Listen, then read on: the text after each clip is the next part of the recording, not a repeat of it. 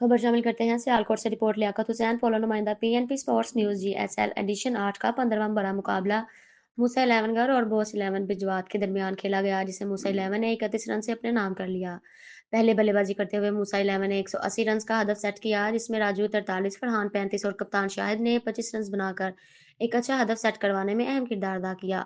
हदफ के ताकों में बोस इलेवन का आगाज बड़ा अच्छा रहा लेकिन बोस इलेवन के बल्लेबाज इस हदफ तक ना पहुंच पाए और ये मुकाबला 31 रन से लूज कर गए।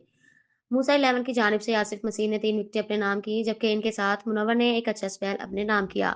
Man of the match GSL owner and sponsor Rana Sarfaraz Rajput और फहद टीपू की जानिब से 10,000 का इनाम शाहिद शाह राजपूत, फरहान और आसिफ मसीह को दिया गया। जबकि match changing performance Rajput family की जानिब से मुनव्वर को 2,000 रुपये इनाम दिया गया। मुकाबला जीतने पर टीम ओनर एंड स्पॉन्सर की जानिब से टीम के तमाम खिलाड़ियों, एम्पायर और मीडिया को इनाम दिया गया। पहला मुकाबला जीतने पर मूसा इलेवनगर को जीत पर मुबारकबाद पेश करते हुए पीएनपी स्पोर्ट्स न्यूज सियालकोट।